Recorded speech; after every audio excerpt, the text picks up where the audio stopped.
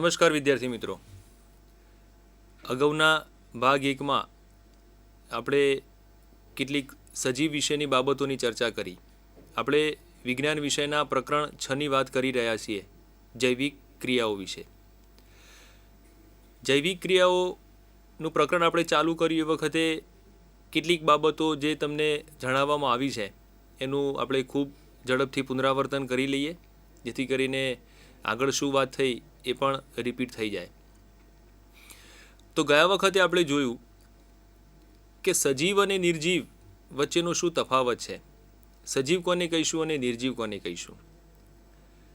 તો એમાં આપણે વાત કરી કે સજીવો જે છે એ સજીવોને જીવવા માટે ખોરાકની આવશ્યકતા છે, પોષણ જોઈશે એને. પોષણ બાદ એની અંદર બીજી જૈવિક ક્રિયા શ્વસન જોવા મળે છે. ત્યારબાદ એની અંદર વહન, ઉત્સર્જન અથવા પરિવહન આ પ્રકારની જૈવિક ક્રિયાઓ સજીવની અંદર થતી હોય છે, જ્યારે નિર્જીવની અંદર આ ક્રિયાઓ થતી નથી. ત્યારબાદ આપણે સજીવના પોષણ મેળવવાની જે પદ્ધતિઓ છે એ પદ્ધતિઓ, બે પદ્ધતિઓ વિશે આપણે વાત કરી. એમાંથી એક પદ્ધતિ વિશે વાત કરી છે, પણ તમને જણાવવામાં આવી છે બે પદ્ધતિઓ, કે એક છે સ્વાવલંબી પોષણ પદ્ધતિ અને બીજી છે પરાવલંબી પોષણ પદ્ધતિ. જે પૈકીની સ્વાવલંબી પોષણ પદ્ધતિ વિશે આપણે અગાઉ ચર્ચા કરી ચૂક્યા, જેમાં આપણે જોયું કે જે સજીવો પોતાનો ખોરાક જાતે બનાવે છે. એ વખતે પણ તમને ક્લેરિફાય કરવામાં આવ્યું હતું કે પોતાનો ખોરાક જાતે બનાવવો એ જુદી વાત છે અને આપણે જે ખોરાક જાતે રાંધીએ છીએ એ જુદી વાત છે. એટલે કે સ્વાવલંબી પોષણ પદ્ધતિમાં સજીવો પોતાનો ખોરાક જાતે બનાવે છે. તો પોતાનો ખોરાક જાતે કોણ બનાવે છે? લીલી વનસ્પતિ જે ક્લોરોફિલ ધરાવે છે. એ સિવાય અન્ય પ્રાણીઓ પણ છે, જેના ફોટોગ્રાફ્સ પણ તમને બતાવવામાં આવ્યા. યુગ્લિના છે, વોલ્વોક્સ છે, કેટલાક બેક્ટેરિયા છે. આ એવા સજીવો છે, અને લીલી વનસ્પતિ તો છે જ. આ એવા સજીવો છે કે જે પોતાનો ખોરાક જાતે બનાવે છે. ત્યારબાદ આપણે એવું જોયું કે પોતાનો ખોરાક જાતે બનાવવા માટે આ સજીવો શું કરે છે. આ સજીવો પોતાનો ખોરાક જાતે બનાવવા માટે પ્રકાશ સંશ્લેષણની પ્રક્રિયા કરે છે. પ્રકાશ સંશ્લેષણની પ્રક્રિયા કોના દ્વારા થાય છે એની વ્યાખ્યા પણ આપણે સમજ્યા કે લીલી વનસ્પતિ. હવે જ્યારે લીલી વનસ્પતિ શબ્દ આવે છે એટલે ક્લોરોફિલ આપમેળે એની અંદર આવી જ જાય છે. એટલે કે લીલી વનસ્પતિ સૂર્યપ્રકાશની હાજરીમાં હવામાંના કાર્બન ડાયોક્સાઇડ અને જમીનમાંથી શોષેલ પાણી તેમજ પાણીમાં ઓગળેલ દ્રાવ્ય ક્ષારોની મદદથી ક્લોરોપ્લાસ્ટમાં જે જૈવ રાસાયણિક પ્રક્રિયા કરે છે અને એ રાસાયણિક પ્રક્રિયાના અંતે ગ્લુકોઝ જેવા કાર્બનિક પદાર્થોનું નિર્માણ કરે છે. આ પ્રક્રિયાને પ્રકાશ સંશ્લેષણની પ્રક્રિયા કહેવામાં આવે છે. વિદ્યાર્થી મિત્રો, એક વસ્તુ યાદ રાખજો કે વિજ્ઞાનમાં સંશ્લેષણ અને વિશ્લેષણ આવા બે શબ્દો વારંવાર વપરાતા હોય છે. તો જ્યારે પણ સંશ્લેષણ શબ્દ આવે ત્યારે આપણે સમજવાનું છે કે અહીં આગળ કશુંક નિર્માણ થઈ રહ્યું છે, બની રહ્યું છે, એટલે કે બનવાની પ્રક્રિયા છે સંશ્લેષણ. તો પ્રકાશ સંશ્લેષણ એટલે કે પ્રકાશ શક્તિની મદદથી કંઈક બની રહ્યું છે. અને વિશ્લેષણ એટલે કે એને છૂટું પાડવું, વિઘટન થવું, એ અર્થમાં વિશ્લેષણ શબ્દ વપરાય છે. તો પ્રકાશ સંશ્લેષણમાં લીલી વનસ્પતિ પોતાનો ખોરાક આ ક્રિયા કરીને પોતાનો ખોરાક એ જાતે બનાવે છે અને ગ્લુકોઝ જેવા પદાર્થનું નિર્માણ કરે છે. આ ગ્લુકોઝ જેવો પદાર્થ એ વનસ્પતિ પોતાના માટે વાપરશે, કારણ કે વનસ્પતિ સજીવ છે, વૃદ્ધિ કરશે, વિકાસ કરશે, એના માટે એને ઉર્જાની જરૂર પડવાની છે. એટલે કે આ પોષક ઘટક જેણે બનાવ્યો છે, જે પદાર્થ, પોષક પદાર્થ એણે જે પ્રકાશ સંશ્લેષણના અંતે નિર્માણ કર્યો છે, આ પદાર્થનો એ પોતાના વૃદ્ધિ અને વિકાસ માટે ઉપયોગ કરશે. અને જેનો ઉપયોગ નથી કરતી એને એ સંગ્રહ કરશે. યાદ રાખીશું કે લીલી વનસ્પતિ પોતાનો ખોરાક જે બનાવે છે એનો ઉપયોગ કર્યા બાદ વધેલો જે ખોરાક છે એને સ્ટાર્ચ સ્વરૂપે સંગ્રહ કરે છે. પ્રાણીઓની વાત કરીએ તો પ્રાણીઓ પણ ખોરાક મેળવે છે અને એ કેટલાક ખોરાકનો ઉપયોગ કરે છે, બાકીનો ખોરાક જે છે એ સંગ્રહ કરે છે. કયા સ્વરૂપે સંગ્રહ કરે છે? પ્રાણીઓ સ્ટાર્ચ સ્વરૂપે સંગ્રહ નથી કરતા, પ્રાણીઓ ગ્લાયકોજન સ્વરૂપે સંગ્રહ કરે છે. એટલે કે લીલી વનસ્પતિ પોતાનો ખોરાક સ્ટાર્ચ સ્વરૂપે સ્ટોર કરશે અને જ્યારે ભૂખમરાની પરિસ્થિતિ આવે અથવા તો વાદળછાયું વાતાવરણ હોય કે કોઈ પણ એવી પરિસ્થિતિ આવે કે જ્યારે પ્રકાશ સંશ્લેષણ કરીને નવો ખોરાક બનાવવાનું શક્ય ન બને, એ વખતે એ આ સંગ્રહિત ખોરાક સ્ટાર્ચનો પોતાના માટે ઉપયોગ કરે છે. ત્યારબાદ આપણે પ્રવૃત્તિ ઉપર એક નજર કરી કે જે પ્રવૃત્તિ હતી કે વનસ્પતિ માટે પ્રકાશ સંશ્લેષણની ક્રિયા માટે ક્લોરોફિલની જરૂર છે. એના માટે આપણે ક્રોટોનના છોડને લઈને એના ઉપર કેટલીક પ્રક્રિયાઓ અજમાવીને આપણે એવું તારવી શક્યા, આપણે એવું જોઈ શક્યા કે લીલી વનસ્પતિમાં રહેલું ક્લોરોફિલ જે છે એ પ્રકાશ સંશ્લેષણ માટે જવાબદાર છે. એ સિવાય જેની પાસે ક્લોરોફિલ નથી એવા સજીવો પ્રકાશ સંશ્લેષણની પ્રક્રિયા કરી શકવા માટે સમર્થ નથી. એ વસ્તુ આપણે જોઈ ચૂક્યા. તો અત્યાર સુધી આપણે આટલી વાત કરી ચૂક્યા છીએ. હવે આજના સેશનની અંદર આપણે વાત કરીએ કે વનસ્પતિ પ્રકાશ સંશ્લેષણ માટે એક બીજો ક્લોરોફિલની આપણે વાત પૂરી કરી છે. હવે વાત કરવી છે કાર્બન ડાયોક્સાઇડ વિશે. તો તમને પ્રકાશ સંશ્લેષણની ક્રિયામાં એ વાત કરવામાં આવી હતી કે પાણીની જરૂર છે, સૂર્યપ્રકાશની જરૂર છે, કાર્બન ડાયોક્સાઇડની જરૂર છે અને આ બધું ક્લોરોફિલમાં થાય છે, એટલે ક્લોરોફિલની જરૂર છે. તો હવે વાત કરીએ વનસ્પતિને કાર્બન ડાયોક્સાઇડની જરૂર છે તો કાર્બન ડાયોક્સાઇડ એ મેળવે છે કેવી રીતે? તો આવો તમે તમારી સ્ક્રીન ઉપર નજર કરી શકો છો કે લીલી વનસ્પતિ જે છે એ કાર્બન ડાયોક્સાઇડ કેવી રીતના પ્રાપ્ત કરે છે. પ્રકાશ સંશ્લેષણ માટે વાયુઓનો મોટા ભાગનો વિનિમય જે છે એ પર્ણ ઉપર રહેલ પર્ણરંધ્ર દ્વારા થાય છે. પર્ણરંધ્ર શબ્દને તમે સમજો તો તમને ખ્યાલ આવી જશે કે પર્ણ ઉપર આવેલા રંધ્રો, પર્ણ ઉપર આવેલા છિદ્રો. તમને બાજુમાં એનો ફોટોગ્રાફ્સ પણ બતાવવામાં આવ્યો છે, જેની અંદર તમે જોઈ શકો છો કે આ છિદ્રો જેવી જે રચના છે આ પર્ણના ઉપર રહેલા પર્ણરંધ્રોની રચના છે.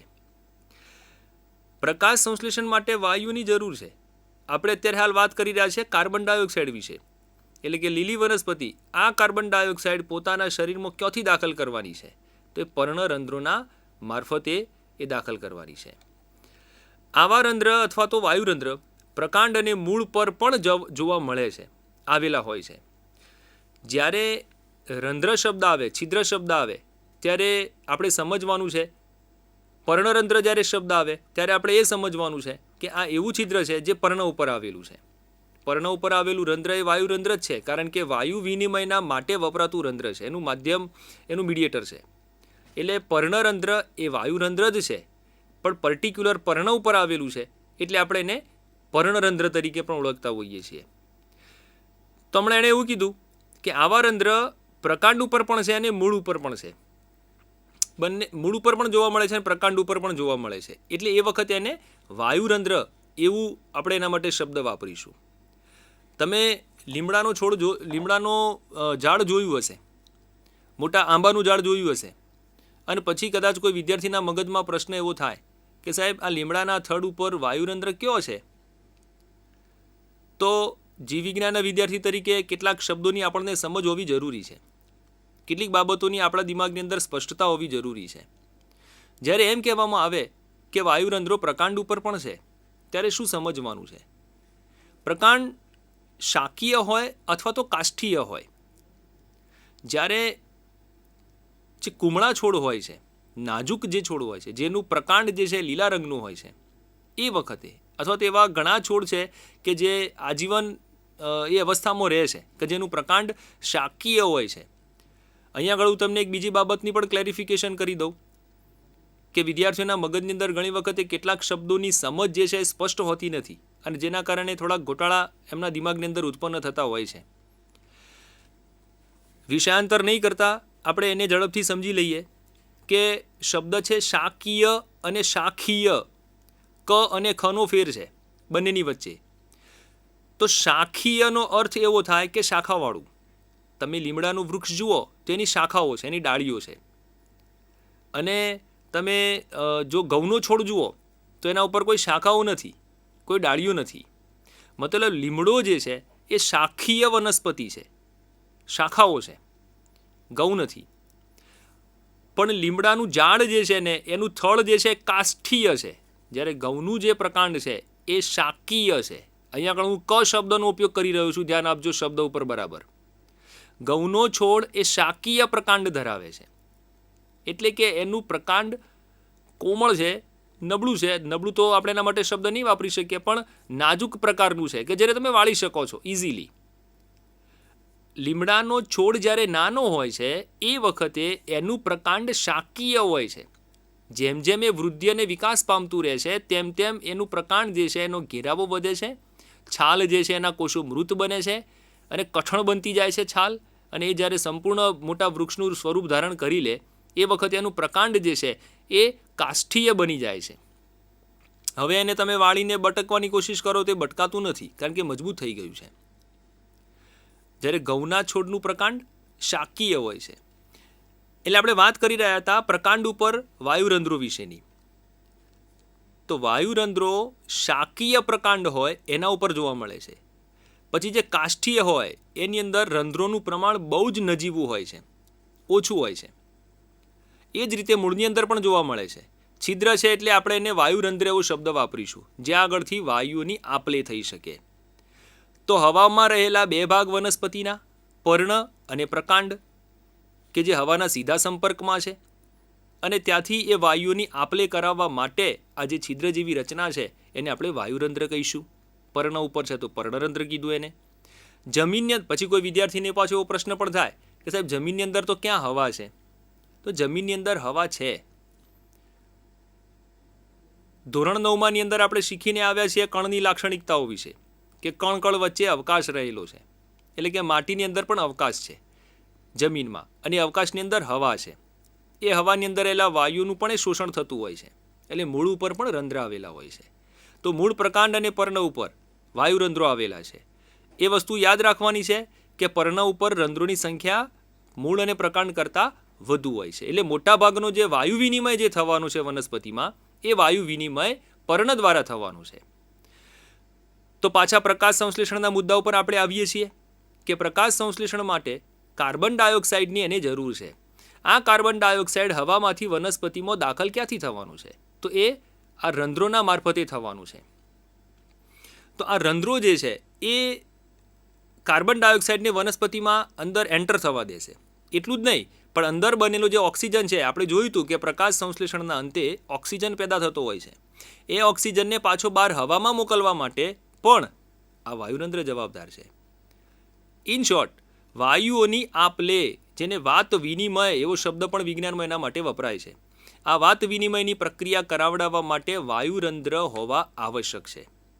એટલે પ્રકાશ સંશ્લેષણ માટેનો કાર્બન ડાયોક્સાઇડ જે છે એ આ વાયુરંધ્રના મારફતે એની અંદર દાખલ થતો હોય છે. એક બીજી વસ્તુ પણ આપણે ધ્યાન રાખવાની છે વાયુરંધ્રના અનુસંધાનમાં જ છે કે વાયુરંધ્ર માત્ર વાત વિનિમયની પ્રક્રિયા કરે છે એવું નથી, પણ વાયુરંધ્રો જે છે એ ઉત્સર્જનની ક્રિયા માટે પણ એટલા જવાબદાર છે. આપણે સૌ જાણીએ છીએ કે લીલી વનસ્પતિની અંદર તમે ઉનાળાના દિવસો હોય અને એ વખતે ગરમી બરોબર પડતી હોય, આ વખતે પણ આપણને ગરમીનો બહુ સારો એવો અનુભવ થયો છે. તો આ ગરમીના દિવસોમાં જ્યારે આપણે વૃક્ષના નીચે જતા હોઈએ છીએ ત્યારે આપણને ઠંડક અનુભવાય છે. આવું કેમ થતું હશે? વૃક્ષના નીચે આપણને કેમ ઠંડક અનુભવાતી હોય છે? આવું એટલા માટે થતું હોય છે કે વૃક્ષની આસપાસ ભેજ હોય છે. ભેજ એટલે હવામાં રહેલા પાણીના કણો. અને આ ભેજના કારણે આપણને વૃક્ષના છાંયડા સિવાયના બહારના ભાગ કરતાં વૃક્ષના છાંયડામાં આપણને વૃક્ષના નજીક નીચે આપણને ઠંડકનો અનુભવ થાય છે આ ભેજના કારણે. તો આ ભેજ આવ્યો ક્યાંથી? આ ભેજ વનસ્પતિમાંથી જ નીકળેલો ભેજ છે, વનસ્પતિમાંથી જ ઉત્સર્જિત થયેલું પાણી છે. ક્યાંથી બહાર આવ્યો હશે? તો આ વાયુરંધ્રના મારફતે આ પાણી જે છે એ વનસ્પતિમાંથી બહાર નીકળતું હોય છે, જેને આપણે કહેતા હોઈએ છીએ બાષ્પોત્સર્જન. બાષ્પ સ્વરૂપે પાણીનું ઉત્સર્જન, એને બાષ્પ ઉત્સર્જન તરીકે ઓળખવામાં આવે છે. આ બાષ્પોત્સર્જનની ક્રિયા પણ વાયુરંધ્રના મારફતે થતી હોય છે. એટલે કે આ વાયુરંધ્ર એ વાત વિનિમયની ક્રિયા વાયુની આપલે કરે છે, સાથે સાથે બાષ્પોત્સર્જન જેવી ક્રિયાઓ કરવા માટે પણ એ જવાબદાર છે. તો આવા વાયુરંધ્ર વિશે થોડીક માહિતી આપણે મેળવી લઈએ. પર્ણરંધ્ર દ્વારા વાયુ વિનિમય સિવાય પાણીના ઉત્સર્જનની ક્રિયા પણ થાય છે, જેને બાષ્પોત્સર્જન કહે છે, જેના વિશે આપણે હમણાં વાત કરી ચૂક્યા. જ્યારે પ્રકાશ સંશ્લેષણ માટે કાર્બન ડાયોક્સાઇડની જરૂરિયાત હોતી નથી ત્યારે વનસ્પતિ આ છિદ્રો કે રંધ્રોને બંધ રાખે છે. હવે પ્રકાશ સંશ્લેષણની ક્રિયાની જરૂરિયાત ક્યારે ના હોય? તમે વિચાર્યું છે કોઈ દિવસ કે આ રંધ્ર જે છે એ 24 કલાક ખુલ્લું રહેતું હશે કે ક્યારે બંધ પણ થતું હશે? તો આપણને ખબર છે કે પ્રકાશ સંશ્લેષણ થવા માટે પ્રકાશની હાજરી અનિવાર્ય છે, અને પ્રકાશની હાજરી ક્યારે હોય? દિવસ દરમિયાન હોય. એટલે કે દિવસ દરમિયાન પ્રકાશની હાજરી હોવાના કારણે પ્રકાશ સંશ્લેષણની પ્રક્રિયા થવાની છે, અને એના માટે કાર્બન ડાયોક્સાઇડ જોઈ છે. તો આ કાર્બન ડાયોક્સાઇડ રંધ્ર ખુલ્લું હોય તો જ વનસ્પતિમાં દાખલ થઈ શકે. એટલે કે દિવસ દરમિયાન એ વનસ્પતિ જે છે આ છિદ્રને ખુલ્લું રાખે છે. અને ક્યારે પ્રકાશ સંશ્લેષણ અટકી જવાનું છે, બંધ થઈ જવાનું છે? જ્યારે અંધારું પડે ત્યારે, મતલબ સૂર્યપ્રકાશની કે પ્રકાશની ગેરહાજરી હોય એ વખતે પ્રકાશ સંશ્લેષણની ક્રિયા થવાની નથી. એ વખતે વનસ્પતિને કાર્બન ડાયોક્સાઇડની આવશ્યકતા રહેતી નથી. અથવા કેટલાક બીજા અન્ય કિસ્સાઓ પણ છે ઉત્સર્જનના, કે જ્યારે જમીનની અંદર પાણી ઓછું હોય એ વખતે પણ વનસ્પતિ જે છે પોતાના રંધ્રોને બંધ રાખતી હોય છે. તો આ રંધ્ર જે છે એ ખુલ્લું અને બંધ એમ થતું રહે છે. ક્યારેક રંધ્ર ખુલ્લું હોય છે, ક્યારેક રંધ્ર બંધ હોય છે. તમને આકૃતિ દેખાઈ રહી છે, તમે આકૃતિ જોઈ શકો છો. આ એક પર્ણરંધ્રની આકૃતિ છે, જેની અંદર આ જે વાલ આકારના વૃક્કાકાર જે બે આપણને કોષ જોવા મળે છે, આ વાલ આકારના જે બે કોષ છે, આ બંને કોષો એ રક્ષક કોષો છે. એનું નામ નિર્દેશન પણ કરવામાં આવ્યું છે. આ રક્ષક કોષો છે, અને આ રક્ષક કોષોના લીધે એમની વચ્ચે જે અવકાશ રહેલો છે એ વાયુરંધ્ર છે. પણ એના આગળ એક શબ્દ વાપર્યો છે એણે, બંધ વાયુરંધ્ર છે. હમણાં આપણે ખુલ્લા વાયુરંધ્રની આકૃતિ જોઈશું એટલે આપણને ખબર પડશે. કદાચ કોઈ વિદ્યાર્થી એમ પણ કહે કે સાહેબ આ તો રંધ્ર ખુલ્લું દેખાય છે, પણ આ બંધ વાયુરંધ્ર છે. એની આસપાસ રહેલા જે છે એ અધિસ્તરીય કોષો છે, એની આસપાસના કોષો છે. લીલા બતાવ્યા છે એટલે હરિતકણ ધરાવે છે. તો આ એક વાયુરંધ્રની રચના છે. રક્ષક કોષો દ્વારા વાયુરંધ્રની રચના થાય છે. હવે આ રક્ષક કોષોની અંદર જ્યારે પાણી આવે, પાણી ક્યાંથી આવ્યું? તો આજુબાજુના કોષોમાંથી. આજુબાજુના કોષોમાંથી પાણી અંદર આવે ત્યારે આ રક્ષક કોષો કદમાં ફૂલે છે અને રંધ્રના છિદ્રને ખોલે છે. કેવી રીતના ખોલતા હશે? તો તમે જ્યારે આ એક વસ્તુ વિચારો છો કે અહીંયાથી પાણી જે છે રંધ્રની અંદર દાખલ થયું છે, રક્ષક કોષોની અંદરની દિવાલ જે છે એ આ બહારની દિવાલ કરતાં પ્રમાણમાં જાડી હોય છે. આ દિવાલ થોડી અંદરની જાડી હોય છે, જ્યારે એની બહારની દિવાલ જે છે એ થોડીક પાતળી હોય છે. હવે પાણી અંદર આવે છે, રક્ષક કોષોની અંદર પાણી આવે છે એટલે રક્ષક કોષો આશુન બને છે, અને આશુન બનવાના કારણે એ કદમાં ફૂલે છે. કદમાં ફૂલે છે એટલે કે એ પાણી જે છે એ પાણી આ રક્ષક કોષોની દિવાલ ઉપર દબાણ ઉત્પન્ન કરે છે. દબાણ દરેક દિવાલ ઉપર સરખું ઉત્પન્ન થાય છે, પણ આ દિવાલ પાતળી છે, આ દિવાલ થોડીક જાડી છે. એના કારણે આ ભાગ જે છે થોડોક વધુ બહાર ખેંચાય છે, અને આ પ્રેશર આ બાજુ થોડું વધુ અનુભવાય છે, જેના કારણે રંધ્ર જે છે એ ખુલ્લું થાય છે. એટલે કે રક્ષક કોષોમાં પાણી આવવાથી રક્ષક કોષો આશુન બન્યા, દિવાલ ઉપર દબાણ ઉત્પન્ન થયું, બહારની દિવાલ તરફનું દબાણ વધુ હોય છે, જેના કારણે રંધ્ર જે છે એ ખુલ્લું બને છે. તો આ રંધ્ર ખુલ્લું થવાની વાત આવી. રક્ષક કોષો સંકોચન પામે. હવે ક્યારે? હવે જે પાણી આવ્યું, અહીં આગળ નીચે વાયુ કૂપ હોય છે, કૂપ એટલે કૂવો. એ પાણી જે છે એ બાષ્પોત્સર્જન સ્વરૂપે બહાર નીકળી જાય છે. બાષ્પોત્સર્જન સ્વરૂપે પાણી બહાર નીકળ્યું, એના કારણે હવે આ કોષોમાંનું પાણી પણ બહાર નીકળ્યું. પાણી બાષ્પોત્સર્જન સ્વરૂપે બહાર નીકળી જાય છે, જેના કારણે આની દિવાલ ઉપર રહેલું દબાણ જે છે એ ઘટે છે, ઓછું થાય છે, જેના કારણે રક્ષક કોષો સંકોચન પામે છે અને છિદ્ર જે છે એ બંધ થઈ જાય છે. હમણાં મેં તમને કહ્યું હતું કે તમને ખુલ્લા જેવું લાગે, પણ આ બંધ છે, અને આ જે ફૂલેલા કોષો બતાવ્યા છે આ રંધ્ર ખુલ્લું છે. તો રંધ્ર ખુલવા અને બંધ થવાની જે ક્રિયા છે, આ ક્રિયાનું જે નિયમન છે, એનું કાર્ય જે છે એ રક્ષક કોષો દ્વારા થાય છે. અને રક્ષક કોષોમાં પણ પર્ટિક્યુલર કેવી રીતે? તો કે એમાં રક્ષક કોષો આસુન થવાના કારણે, પાણીનું પ્રમાણ હોવાના કારણે એ રક્ષક કોષો ખેંચાય છે, એટલે કે રંધ્રને ખોલે છે. અને જેવું પાણી ઓછું થયું બહાર નીકળી જાય છે કે એ અંદર રહેલું પાણી ઓછું થવાથી દબાણ ઓછું થાય છે અને રંધ્ર જે છે એ બંધ થઈ જાય છે. તો આવી રીતે રક્ષક કોષો દ્વારા રંધ્ર ખુલવાની અને બંધ થવાની ક્રિયા થતી હોય છે. આગળ વધીએ. આગળ આપણે એક બીજી પ્રવૃત્તિ ઉપર નજર કરીએ. પ્રવૃત્તિ 6.2 તમારા પાઠ્યપુસ્તકની અંદર આપેલી છે, જે પ્રવૃત્તિ કોના અનુસંધાનમાં છે? પ્રકાશ સંશ્લેષણ માટે કાર્બન ડાયોક્સાઇડ જરૂરી છે એ દર્શાવવું. પ્રવૃત્તિ 6.1 શાના માટેની હતી? તો પ્રકાશ સંશ્લેષણ માટે ક્લોરોફિલ જરૂરી છે એ દર્શાવવાની વાત હતી. હવે આપણે વાત કરવી છે કાર્બન ડાયોક્સાઇડ જરૂરી છે એના વિશે. તો જુઓ કે આ પ્રવૃત્તિની અંદર શું કરવાનું છે અને કેવી રીતે આ પ્રવૃત્તિ આપણે કરીશું. આ પ્રવૃત્તિ માટે આપણને 2 તંદુરસ્ત છોડની જરૂર પડશે. કુંડામાં ઉગાડેલા 2 તંદુરસ્ત આપણે છોડ લઈશું. તો અહીં આગળ તમે એક નમૂના સ્વરૂપે 2 કુંડામાં 2 છોડ ઉગાડેલા તમે જોઈ શકો છો. હવે આ બંને કુંડાને 3 દિવસ સુધી અંધારા ઓરડામાં રાખવાના છે. અગાઉ પણ આપણે પેલા છોડને અંધારામાં રાખ્યું હતું. એ જ રીતે આ છોડને કુંડા સહિતના છોડ 3 દિવસ સુધી એને અંધારા ઓરડામાં રાખીશું. તો પ્રવૃત્તિ 6.1 ને યાદ કરવાની છે ફરીથી. હજુ પણ આપણે પ્રવૃત્તિ 6.1 ને યાદ કરીશું. આમાં જેવું તમે એને ઓરડામાં રાખશો કે શું થવાનું? જેથી પાંદડામાં રહેલો સ્ટાર્ચ દૂર થઈ જાય, એટલે કે પાંદડામાં રહેલો સ્ટાર્ચ હવે વપરાઈ જશે. એ વખતે પણ મેં તમને કહ્યું હતું, હજુ પણ તમને ફરીથી કહું કે જ્યારે કુંડાને અંધારામાં રાખવામાં આવે છે ત્યારે એની અંદર રહેલું જે પ્રકાશ સંશ્લેષણની પ્રક્રિયા બંધ થઈ જાય છે. અને પ્રકાશ સંશ્લેષણની પ્રક્રિયા બંધ થઈ જવાથી વનસ્પતિ ભૂખમરાની અવસ્થા અનુભવે છે. કારણ કે નવો પ્રકાશ છે નહીં, પ્રકાશ સંશ્લેષણ થવાનું નથી ને નવો ખોરાક બનવાનો નથી. હવે ખોરાક બનવાનો નથી તો જીવન ટકાવી રાખવા માટે વનસ્પતિ શું કરશે? તો જે સંગ્રહિત ખોરાક સ્વરૂપે જે સ્ટાર્ચ છે એ સ્ટાર્ચને વાપરવાનું ચાલુ કરશે. આ વાત પુનરાવર્તિત થઈ રહી છે. અગાઉ પણ મેં તમને આ વસ્તુ કહી હતી, ફરીથી કહી રહ્યો છું આ વસ્તુને, કે એ સ્ટાર્ચનો ઉપયોગ કરી દેશે.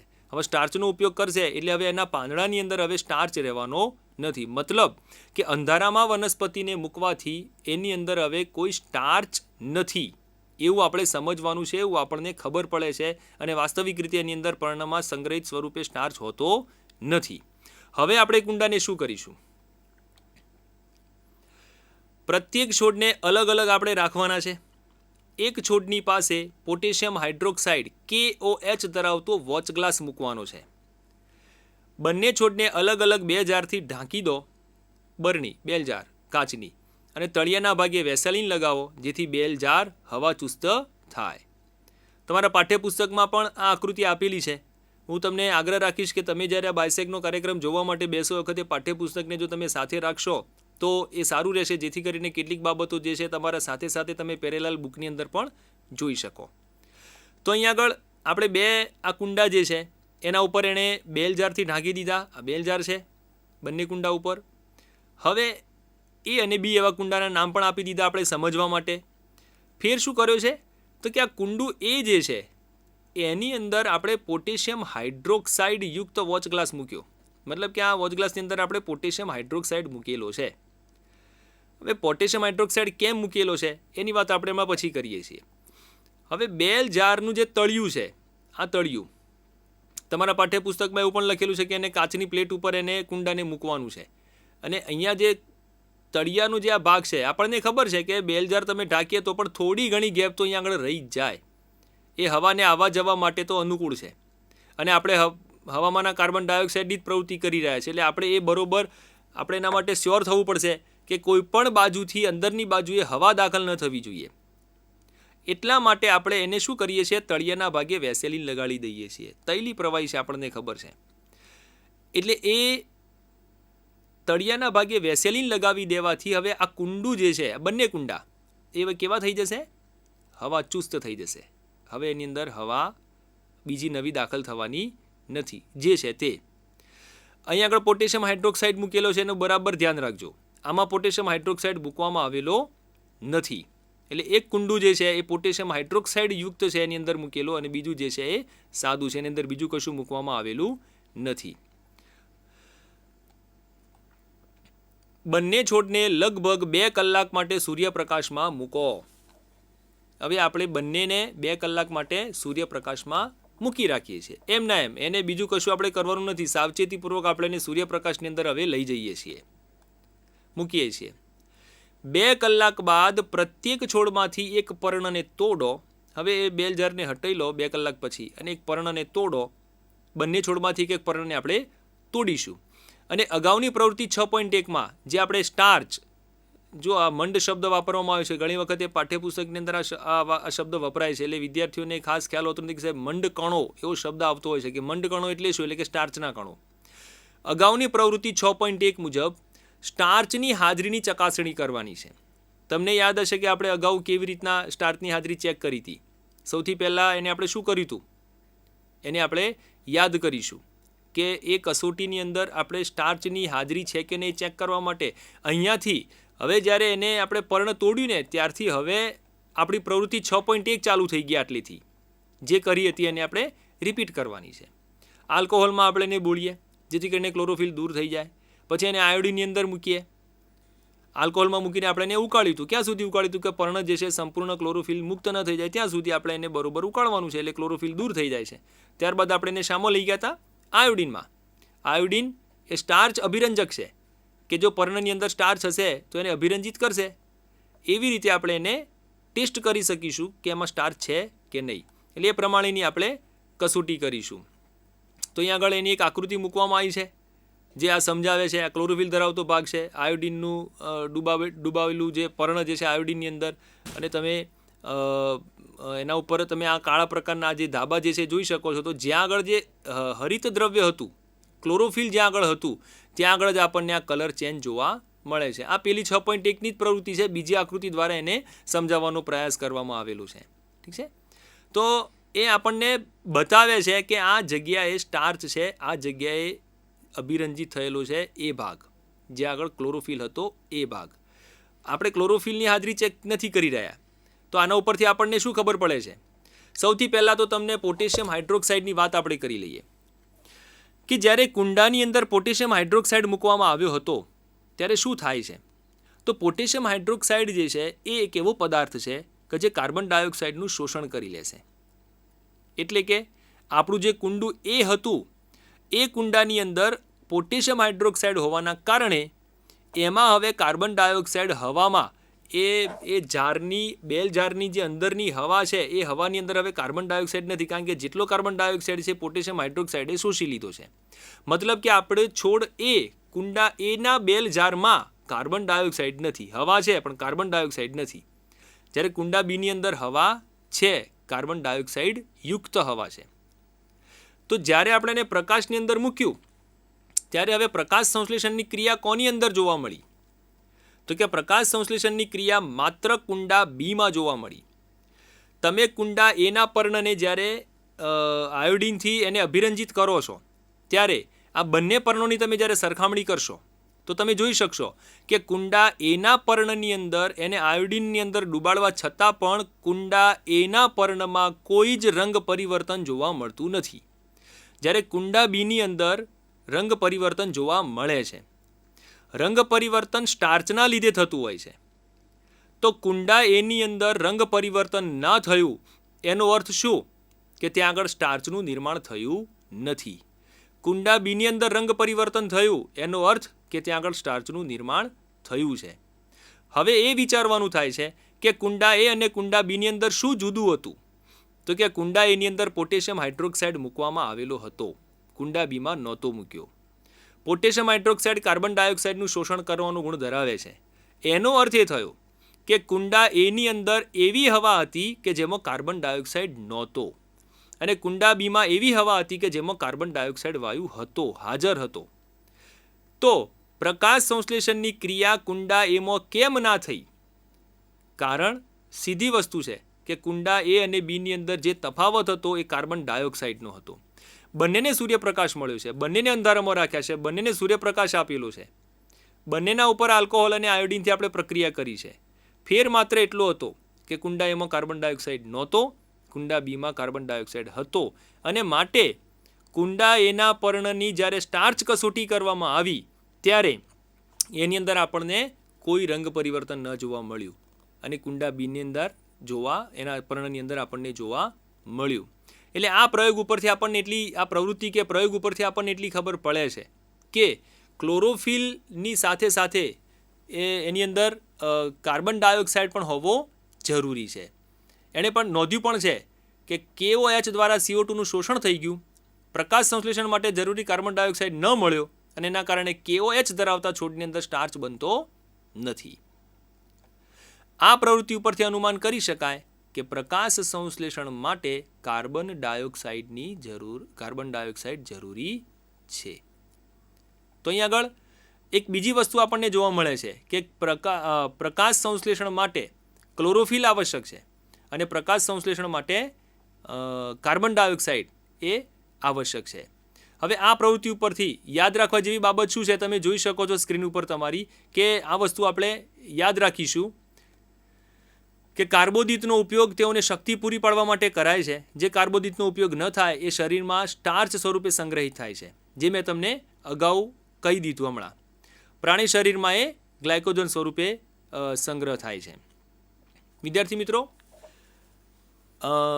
એક ત્રીજી વસ્તુ પણ આપણે ધ્યાન રાખવા જેવી છે આની અંદર, અને ત્રીજી વસ્તુ એ છે કે સૂર્યપ્રકાશની હાજરી પણ પ્રકાશ સંશ્લેષણ માટે જરૂરી છે. આપણા પાઠ્યપુસ્તકની અંદર એ ત્રીજી પ્રવૃત્તિ અથવા તો ત્રીજી બાબત વિશે ધ્યાન દોરવામાં આવ્યું નથી, પણ જૂના પાઠ્યપુસ્તકની અંદર ધોરણ 10માના એની અંદર એક ત્રીજી પ્રવૃત્તિ પણ આપવામાં આવી હતી કે જેની અંદર એવું બતાવવામાં આવ્યું છે, આ બંને પ્રવૃત્તિઓ તો છે જ કે પ્રકાશ સંશ્લેષણ માટે ક્લોરોફિલ આવશ્યક છે અને પ્રકાશ સંશ્લેષણ માટે કાર્બન ડાયોક્સાઇડ આવશ્યક છે, પણ એક ત્રીજી વસ્તુ કે પ્રકાશ સંશ્લેષણ માટે પ્રકાશ આવશ્યક છે. ત્રીજી પ્રવૃત્તિ કરવાની જરૂરિયાત આપણને એટલા માટે ન થાય કે આ બંને પ્રવૃત્તિની અંદર એ ઓલરેડી સાબિત થઈ જાય છે કે પ્રકાશ સંશ્લેષણ માટે પ્રકાશ જરૂરી છે. શું તમે કહી શકો ખરા કે તમને આ બંને પ્રવૃત્તિમાં કેવી રીતના ખબર પડશે કે પ્રકાશ સંશ્લેષણ માટે પ્રકાશ જરૂરી છે? એના માટે અલગથી પ્રવૃત્તિ જો કરવી હોય તો આપણે કરી પણ શકીએ, અથવા તો આ બે પ્રવૃત્તિના આધારે જ આપણે અનુમાન કરી શકીએ કે પ્રકાશ સંશ્લેષણ માટે પ્રકાશ જરૂરી છે. તો આ બંને પ્રવૃત્તિમાં આપણે શું જોયું કે જ્યારે કુંડાને અંધારામાં મૂકવામાં આવ્યો ત્યારે એમાં સ્ટાર્ચ નિર્માણની ક્રિયા બંધ થઈ જાય છે, સ્ટાર્ચ વપરાવા લાગે છે. સ્ટાર્ચ વપરાય છે, નવો બનતો નથી. એનો અર્થ શું કે પ્રકાશ સંશ્લેષણની ક્રિયા થતી નથી. તો આવું કેમ થયું? વિચારો. આવું એટલા માટે થયું કે આ કુંડું જો એ બંને પ્રવૃત્તિમાં કુંડાને હવા પણ મળતી હતી, ક્લોરોફિલ પણ હતું, બધી પરિસ્થિતિ જે છે બંનેના માટે તો સમાન જ હતી. બંનેને અંધારામાં રાખ્યા હતા, એટલા માટે બંનેની અંદર પ્રકાશ સંશ્લેષણ ના થયું અને સ્ટાર્ચ વપરાવા લાગ્યું. અને જેવું એને પ્રકાશમાં મૂકવામાં આવ્યું કે પ્રકાશ સંશ્લેષણ ચાલુ થઈ ગયું, નવો સ્ટાર્ચ બનવાનો ચાલુ થયો. તો આ બંને પ્રવૃત્તિ ઉપરથી આપણને એક ત્રીજું તારણ પણ મળી જાય છે કે પ્રકાશ સંશ્લેષણની ક્રિયા થવા માટે ક્લોરોફિલ, કાર્બન ડાયોક્સાઇડ અને પ્રકાશ, સૂર્યપ્રકાશની આવશ્યકતા રહેલી છે. તો આ ત્રીજી પ્રવૃત્તિ. હવે આપણે સ્ક્રીન ઉપર આગળ નજર કરીએ તો પરાવલંબી પોષણ પદ્ધતિ. અગાઉ આપણે સ્વાવલંબી પોષણ પદ્ધતિની વાત આટલે સુધી આપણે પૂરી કરી કે જે સજીવો પોતાનો ખોરાક જાતે બનાવે છે એવા સજીવોને આપણે સ્વાવલંબી સજીવો તરીકે ઓળખ્યા. હવે આપણે વાત કરવી છે પરાવલંબી પોષણ પદ્ધતિ વિશે, હિટરોટ્રોપિક ન્યુટ્રિશન વિશે. પરનો અર્થ થાય છે બીજા. પરાવલંબી પોષણ પદ્ધતિ સજીવોની ખોરાક પ્રાપ્તિ અને તેઓ ખોરાક કેવી રીતના મેળવે છે એના આધારે જુદી પડે છે. પરનો અર્થ બીજો થાય છે. અહીંયા આગળ જો સ્વા શબ્દ વાપરી લઉં તો સ્વાવલંબી થઈ જાય, સ્વ એટલે પોતે, પણ આ પર એટલે બીજા. તો પોષણ માટે ખોરાકની પ્રાપ્તિ અને ખોરાક મેળવવાને માટે એ બીજા ઉપર આધાર રાખે છે. એટલા માટે આ પદ્ધતિ જે છે પરાવલંબી પોષણ પદ્ધતિ તરીકે ઓળખાય છે. પરાવલંબી પોષણમાં સજીવો પ્રકાશ સંશ્લેષણ જેવી પ્રક્રિયા દ્વારા પોતાનો ખોરાક જાતે બનાવી શકતા નથી. સજીવો વનસ્પતિ અને પ્રાણીમાંના કાર્બનિક પદાર્થોના પાચન દ્વારા પરાવલંબી પોષણ મેળવે છે. જુઓ અહીંયા આગળ, લીલી વનસ્પતિ સ્વાવલંબી એટલા માટે હતી કે પ્રકાશ સંશ્લેષણ કરી શકે છે, ક્લોરોફિલ છે. જ્યારે આ પ્રાણીઓ બીજા અન્ય સજીવો કે જે પોતાનો ખોરાક જાતે પ્રકાશ સંશ્લેષણની ક્રિયા કરીને બનાવી શકતા નથી, માટે એ પરાવલંબી સજીવો વનસ્પતિ ઉપર આધાર રાખશે કાં તો અન્ય પ્રાણી ઉપર આધાર રાખશે અને એ રીતે પોતે એમાંથી ખોરાક તરીકેનો ઉપયોગ કરીને એમાંથી એ પોષણ મેળવવાના છે. કોણ છે અહીંયા આગળ નીચે કેટલાક ફોટોગ્રાફ્સ તમને બતાવવામાં આવ્યા છે. જો તમે ફોટોગ્રાફ્સને સ્પષ્ટ રીતે જોઈ શકતા હોય તો, અથવા હું તમને કહું છું કે આ શું છે, તો આ બેક્ટેરિયા છે. આવું તમે ક્યાં જોયું હશે? આ શું છે? જો કોઈ વિદ્યાર્થીને ખબર હોય તો, આવું છત્રી જેવું જે આપણને જોવા મળે છે. અને અત્યારે હવે જો વરસાદ આવવા લાગ્યો છે તો આપણને ટૂંક સમયની અંદર પણ આ રચના આપણને જોવા મળવાની છે. જો કોઈ વિદ્યાર્થીને ખ્યાલ હોય તો એ જણાવો કે આ શું છે. આ બિલાડીનો ટોપ છે, અથવા જેને આપણે વિજ્ઞાનની ભાષાની અંદર એગેરિકસ, અને એક બીજો શબ્દ એના માટે પણ વપરાય છે મશરૂમ, એવો શબ્દ વપરાતો હોય છે. ઘણા વિદ્યાર્થીઓ પ્રશ્ન પૂછે છે કે સાહેબ આને બિલાડીનો ટોપ કેમ કહેવામાં આવે છે? એના માટે એની સાથે જોડાયેલી એક દંતકથા એક જુદી વાત છે. વિષયાંતર થઈ જાય અને આપણે વિષયાંતર કરવું નથી, એટલા માટે આપણે બિલાડીના ટોપની વાત હમણાં બાજુમાં રહેવા દઈશું. તમારા વર્ગ શિક્ષકને અથવા તો વિજ્ઞાન શિક્ષકને આ પ્રશ્ન, કાં તો તમે તમારા ગુજરાતી શિક્ષકને પણ આ પ્રશ્ન પૂછી શકો, કોઈને પણ એમ કે આને બિલાડીનો ટોપ કેમ કહેવામાં આવે છે. આપણે એને બિલાડીનો ટોપ એવો શબ્દ નહીં વાપરતા, એના માટે આપણે શબ્દ વાપરીએ છીએ એગેરિકસ, એક ફૂગ છે, મશરૂમ. અને બાજુમાં તમને આકૃતિ જો જોઈ શકતા હો અને સ્પષ્ટતા થોડી ઘણી થતી હોય તો તમે આવા વેલા પીળા રંગના કોઈ છોડ ઉપર, ઝાડ ઉપર લટકતા તમે બધાએ જોયા હશે. પીળા દોરી જેવા ગૂંચડા આપણને જોવા મળે છે જે લટકતા આ ફોટોગ્રાફ્સની અંદર દેખાઈ રહ્યું છે. આ છે અમરવેલ. અમરવેલ, મશરૂમ, એગેરિકસ, બેક્ટેરિયા, આ સજીવો છે. પણ કેવા સજીવો છે? તો કે પરાવલંબી સજીવો છે. અમરવેલ વનસ્પતિ છે પણ તેમ છતાંય પોતાનો ખોરાક બનાવતી નથી. આ ફૂગ છે અને આ બેક્ટેરિયા છે. આ ત્રણેય ઉદાહરણ, આના સિવાયના પણ ઘણા ઉદાહરણ છે, હમણાં આપણે આગળ જોવાના છીએ. આ ત્રણ જે છે એ પરાવલંબી પોષણ પદ્ધતિ દર્શાવવાવાળા સજીવો છે. વિદ્યાર્થી મિત્રો, પરાવલંબી પોષણને આપણે 3 ભાગની અંદર વહેંચી શકીએ: મૃતોપજીવી, પરોપજીવી અને પ્રાણીસમ. આ 3 પ્રકારના પેટા પ્રકાર, પરાવલંબીના પેટા પ્રકાર છે. 3ને આપણે ખૂબ ઝડપથી એક પોષણ પદ્ધતિને આપણે જોઈ લઈએ. સૌથી પહેલાં આપણે વાત કરીએ મૃતોપજીવી પોષણ પદ્ધતિ વિશે.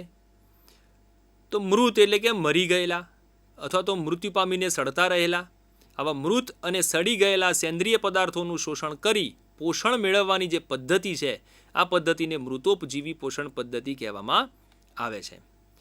સંપૂર્ણપણે નિર્જીવ એટલે કે મૃત પદાર્થો ઉપર આધારિત હોય છે. આમાં મૃત્યુ પામેલા સજીવો ઉપરથી જ એ પોષણ મેળવતી હોય છે. એટલા માટે એનું પર્ટિક્યુલર મૃતોપજીવી પોષણ પદ્ધતિમાં જ એનું વર્ગીકરણ કરવામાં આવેલું છે. કોઈ અન્ય સજીવ ઉપર આધાર નથી રાખતા. જે સજીવ મૃત્યુ પામે હોય, સજીવ તરીકે જ્યારે શબ્દ આવે ત્યારે વનસ્પતિને પણ તમારે ધ્યાન ઉપર લેવાની છે. કોઈ વનસ્પતિની ડાળી જો જમીન ઉપર પડી જાય, ચોમાસાની સિઝન ચાલી રહી છે તો ડાળી પડી જાય નીચે અને પછી પાણી અને કાદવના કારણે કોવાવા લાગે, એટલે આ સડતો રહેલો, ડાળી નીચે પડી એટલે મૃત્યુ પામી, તો આ ડાળી કોવાશે. હવે એના ઉપર આ સજીવો નપતા હોય છે. એ સિવાય આપણે અન્ય સજીવોને પણ ક્યાંક મરેલા કે એ રીતના આપણે જોતા હોઈએ છીએ. તો તમે થોડાક સમય પછી જોશો, કોઈ માની લો કે કોઈ સજીવ પ્રાણી મૃત્યુ પામ્યું અને રોડની આજુબાજુ કે ક્યાંય પડ્યું હોય તો થોડાક દિવસ તમે જો એનું આવતા જતાં ઓબ્ઝર્વેશન કરતા રહો તો ખબર પડશે કે ધીમે ધીમે એ કોવાય છે, ગંધાવા લાગે છે. અને સમય જેમ જેમ પસાર થાય ત્યારે તમે જોશો કે ત્યાં આગળ બધી માટી થઈ ગઈ હોય છે. તો અહીંયા આગળ સજીવ મૃત્યુ પામ્યો ત્યારબાદ એના ઉપર નભવાવાળા કેટલાક સજીવો પણ અસ્તિત્વ ધરાવે છે કે જે સજીવ અન્ય સજીવના મૃત્યુ બાદ એમાંથી પોષણ મેળવીને પોતે જીવતા હોય છે. એમની જે પોષણ પદ્ધતિ છે ને એ આ મૃતોપજીવી પોષણ પદ્ધતિ છે. આ પરાવલંબીનો એક પ્રકાર છે. આગળ છે ખોરાકનું વિઘટન શરીરની બહાર કરતા હોય છે, ત્યારબાદ ખોરાકનું શોષણ શરીર દિવાલ દ્વારા કરે છે. બાકીના મોટા ઉચ્ચ કક્ષાના જે સજીવો છે ને પહેલાં ખોરાકને ગ્રહણ કરે છે અને એનું જે વિઘટન અથવા તો પાચન જે છે ને શરીરની અંદર જ કરતા હોય છે. જ્યારે આ સજીવો શું કરે છે? ખોરાકનું વિઘટન શરીરની અંદર નથી કરતા, શરીરની બહાર કરી દે છે અને બહાર કર્યા પછી જે સરળ પદાર્થો બન્યા એનું શરીરની દિવાલ દ્વારા શોષણ કરતા હોય છે. ઉદાહરણ તરીકે બ્રેડ મોલ્ડ, યીસ્ટ અને મશરૂમ આ વગેરે પ્રકારની આ જે ફૂગ છે, આપણે જોઈએ હમણાં મશરૂમની આકૃતિ, બાકીના પણ તમને ફોટોગ્રાફ્સ બતાવી દઈએ. એક છે યીસ્ટ, આ તમે જોઈ શકો છો. આ બ્રેડ મોલ્ડ છે, આ બ્રેડનો ટુકડો છે, એના ઉપર અથવા વાસી રોટલી ઉપર, રોટલા ઉપર, રોટલી ઉપર બ્રેડ હોય તો એના ઉપર આપણને આ પ્રકારની ફૂગ, તંતુ જેવી આપણને ફૂગ જામેલી જોવા મળતી હોય છે. અને મશરૂમની વાત તો હમણાં હાલ આપણે ફોટોગ્રાફ્સ જોઈને આવ્યા. તો આ બધી જ જે છે એ કેવી છે? મૃતોપજીવી છે. નિર્જીવ પદાર્થો ઉપર, નિર્જીવ મતલબ કે મરી ગયેલા જે સજીવો છે એના ઉપર એ જીવતી હોય છે, નભતી હોય છે, માટે એમનો જે પોષણ પદ્ધતિનો પ્રકાર છે એ પરાવલંબી છે. બીજી પોષણ પદ્ધતિ છે પરાવલંબીનો બીજો પેટા પ્રકાર છે એ પરોપજીવી પોષણ પદ્ધતિ છે. તો પરોપજીવીમાં શું જોવા મળે છે? પોષણ માટે બીજા સજીવ ઉપર આધાર રાખે છે. ધ્યાન રાખજો, અહીં આગળ સજીવ શબ્દ વાપર્યો છે. મૃતોપજીવીમાં મૃત થયેલા સજીવ ઉપર આધાર રાખે છે. મૃત થઈ જાય પછી એના માટે સજીવ શબ્દ ન વપરાય, પણ એમ કહી શકાય આપણે કે જે સજીવ મૃત્યુ પામ્યો હોય એવા મૃત થઈ ગયેલા પ્રાણી કે વનસ્પતિ ઉપર પોષણ માટે આધાર રાખવાવાળું મૃતોપજીવી. જ્યારે આ પરોપજીવીની અંદર તો અન્ય સજીવ ઉપર જ આધાર રાખે છે. એટલા માટે આને પર ઉપજીવી સજીવ તરીકે અથવા તો પોષણ પદ્ધતિ તરીકે એને ઓળખવામાં આવે છે. આ પ્રકારના સજીવો વનસ્પતિ અને પ્રાણીને મારી નાખ્યા વગર એમનામાંથી પોષણ મેળવતા હોય છે. હવે અહીંયા આગળ બહુ ધ્યાન રાખવા જેવી વસ્તુ છે. એને મારી નથી નાખતા અને એમાંથી પોષણ મેળવતા રહે છે. એના કેટલાક ઉદાહરણ પણ આપણે જોવાના છીએ. આનાથી શું થાય? યજમાનનો કોઈ ફાયદો ના થાય, પણ નુકસાન થાય. હવે શબ્દ આવ્યો યજમાન, હવે આ ગુજરાતીનો શબ્દ છે, આપણને એમ થાય કે યજમાન એટલે શું? તો આપણે મહેમાન શબ્દ સાંભળ્યો છે. મહેમાન, કોઈ આપણા ઘરે મહેમાન આવે તો આપણે એના યજમાન થયા. મતલબ કે પરોપજીવી જીવન જીવતા જે સજીવો છે એ કોઈ અન્ય વનસ્પતિ ઉપર પોષણ માટે આધાર રાખે છે. તો જે વનસ્પતિ ઉપર આધાર રાખે છે ને એ વનસ્પતિને યજમાન વનસ્પતિ કહેવાય. અને આ પરોપજીવી સજીવ જે છે એના માટે મહેમાન કહેવાય. જોકે એને મહેમાન તો ના કહેવાય, પણ આપણે સમજવા માટે એક મજાકના સ્વરૂપ આપણે કહી શકીએ કે ભાઈ એ વનસ્પતિ મહેમાન થઈને આવી છે.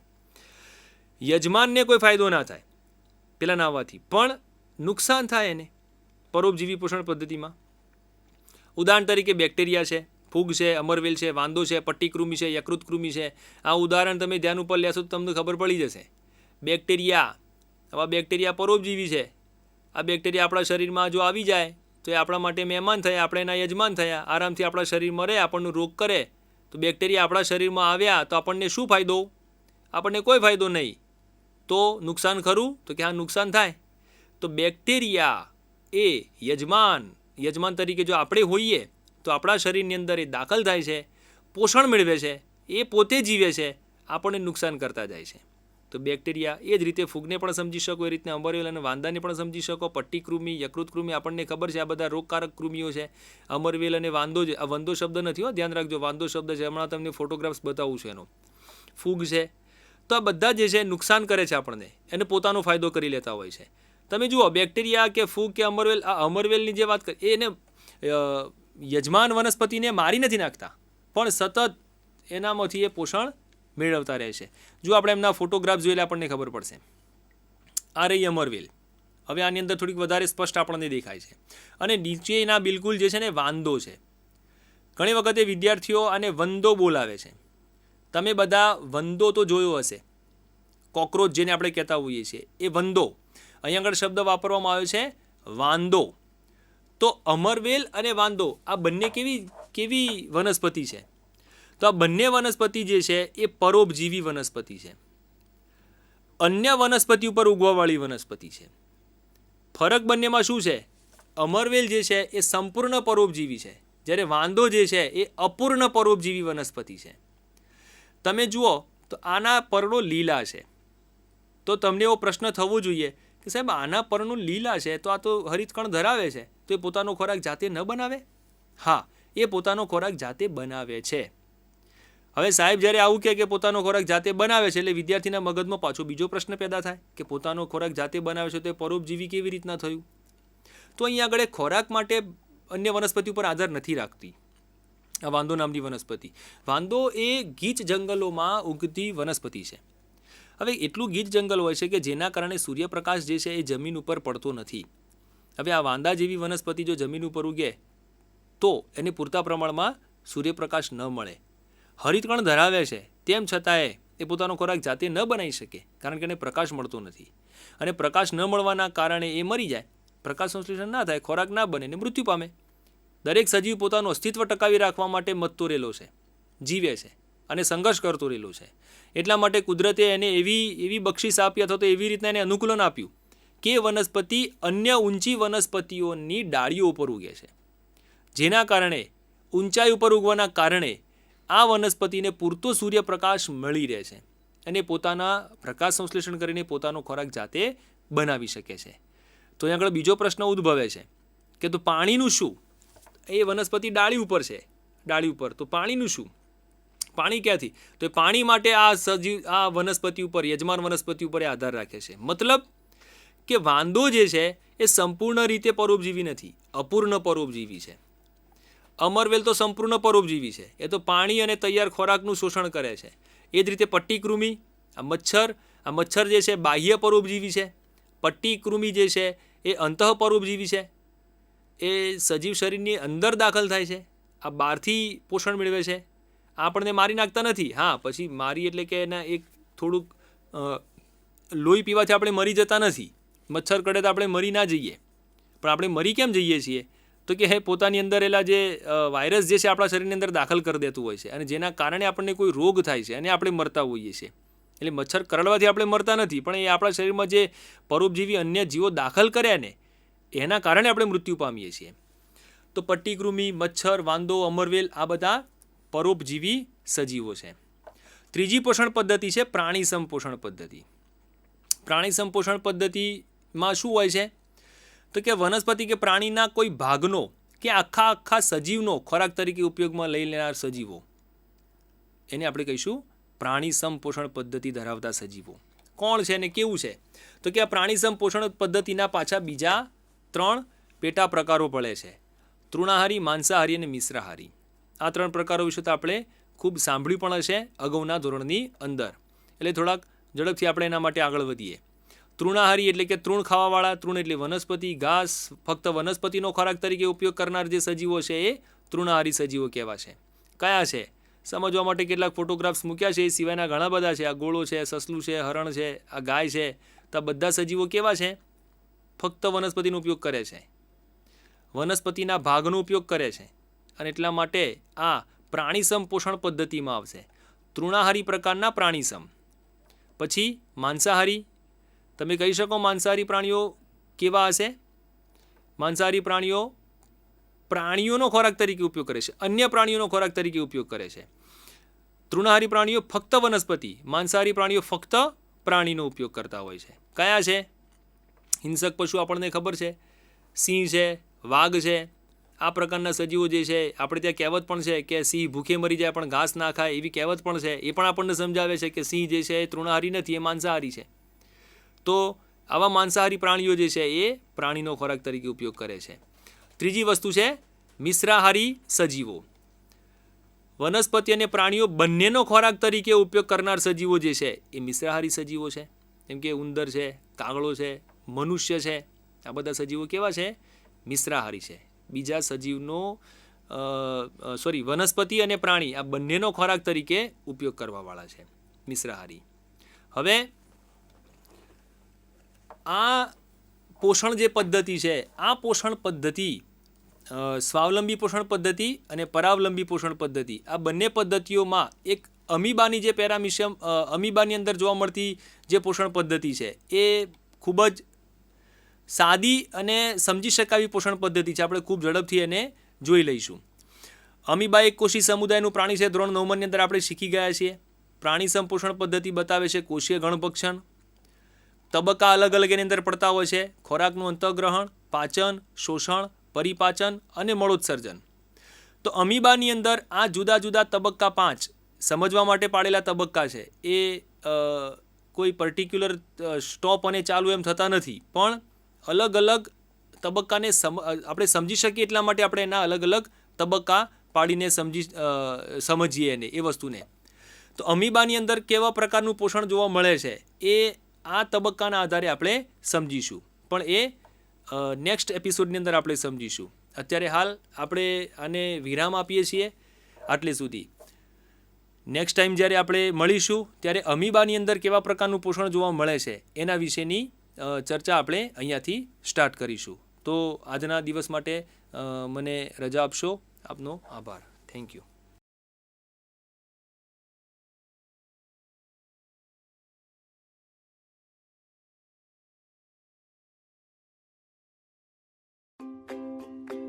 કરિયર તમારા માટે શું છે? શું એનો અર્થ એવો થાય છે કે ઘણા પૈસા કમાવા, આખા દિવસ દરમિયાન વ્યસ્ત રહેવું કે પ્રખ્યાત થવું અને સફળતા મેળવવી છે? વાસ્તવમાં કરિયરનો અર્થ આમાંનું કંઈ નથી. કરિયર એટલે ખુશી અને ઉત્કૃષ્ટતા જે વ્યક્તિના સર્વાંગીણ વિકાસ તરફ દોરી જાય છે, જે આપણે આપણી રુચિ અને ક્ષમતાઓને ઓળખીને મેળવી શકીએ. આપણે બધા જાણીએ છીએ કે સચિન તેંડુલકરે ક્રિકેટને કરિયર તરીકે પસંદ કરી છે, કારણ કે તે અંગેનો જુસ્સો ધરાવતા હતા અને સારી ક્રિકેટ રમવાની ક્ષમતા ધરાવતા હતા. તેમણે આ ક્ષેત્રમાં શ્રેષ્ઠતા પ્રાપ્ત કરવા માટે ખૂબ મહેનત અને નિષ્ઠા સાથે તેમની કુશળતામાં સતત સુધારો કર્યો છે, જેના કારણે તેઓ સર્વાંગી વૃદ્ધિ પ્રાપ્ત કરી શક્યા. દરેક વ્યક્તિ અનન્ય છે અને અલગ અલગ ક્ષમતાઓ અને રુચિ ધરાવે છે. તેથી દરેક વ્યક્તિની પાસે એક વિશિષ્ટ કરિયરનો માર્ગ છે. તમારી કરિયર તમારા ભાઈ બહેન કે પછી તમારા પ્રિય મિત્ર જેવી જ હોવી જોઈએ એ જરૂરી નથી. તમારા પોતાની અનન્ય કરિયરના માર્ગને વ્યાખ્યાયિત કરવા માટે કરિયર મેજિક ફ્રેમવર્ક મદદરૂપ થઈ શકે છે. આ કરિયર મેજિક ફ્રેમવર્કમાં 3 મુખ્ય ભાગો છે: રુચિ, ક્ષમતા અને તક. જે કંઈ પણ તમે કરો છો એ તમને કરવું ગમે છે અને તમે સમયનું ભાન ગુમાવી બેસો તેને અભિરુચિ કહેવાય છે. ક્ષમતા એ જ્ઞાન, શક્તિ, આવડત અને કૌશલ્ય કે જે કોઈ ચોક્કસ વસ્તુ કરવા ધરાવે છે. અને તક એટલે સમાજની આવશ્યકતા છે અને જેના માટે તે પૈસા ચૂકવવા માટે તૈયાર છે. આ 3 ભાગોનું આંતરછેદ એ કરિયર છે. જો આ ત્રણેય પૈકી કોઈ એક ખૂટે છે તો પછી જે રહે છે તે એક શોખ, એક સ્વપ્ન અથવા એક નોકરી. ઉદાહરણ તરીકે સંતોષ ક્રિકેટ રમવાનું પસંદ કરે છે અને તે મોટો થઈને સફળ ક્રિકેટર બનવા માંગે છે.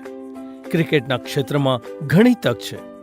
જો કે સંતોષ લાંબા સમય સુધી તાપમાં રહી શકતો નથી. એનો અર્થ એ કે સંતોષ માટે ક્રિકેટર બનવાનું માત્ર સ્વપ્ન જ હોઈ શકે છે, કરિયર નહીં. નેહા વાંચવાનું પસંદ કરે છે અને એક દિવસમાં 100 કરતાં વધારે પાના વાંચી શકે છે. જો કે ફક્ત પુસ્તકો વાંચીને પૈસા કમાવવામાં કોઈ સારી તક નથી. આમ નેહા માટે વાંચન માત્ર એક શોખ હોઈ શકે છે, કરિયર નહીં. અદ્વૈતના પિતા સફળ વ્યવસાય સાથે જોડાયેલા છે. અદ્વૈત પાસે આવશ્યક કુશળતા અને શિક્ષણ પણ છે અને વ્યવસાયમાં તેના માટે બહુવિધ તક છે. જો કે અદ્વૈતને વ્યવસાય ચલાવવામાં રુચિ નથી. તેને માત્ર લખવાનું પસંદ છે અને સારું લખે છે. આમ એક વેપારી બનવું તે જ નોકરી હોઈ શકે છે જેના માટે તેને પૈસા મળે છે, પણ અદ્વૈત માટે તે કરિયર નથી.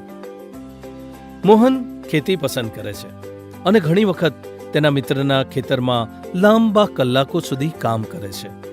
કૃષિ યુનિવર્સિટીમાં ડિગ્રી ધરાવે છે અને કૃષિ ક્ષેત્રે આવશ્યક જ્ઞાન, કુશળતા અને ક્ષમતા ધરાવે છે. ઉપરાંત કૃષિમાં સંશોધન અને નવીનીકરણ માટે ઘણી તક છે.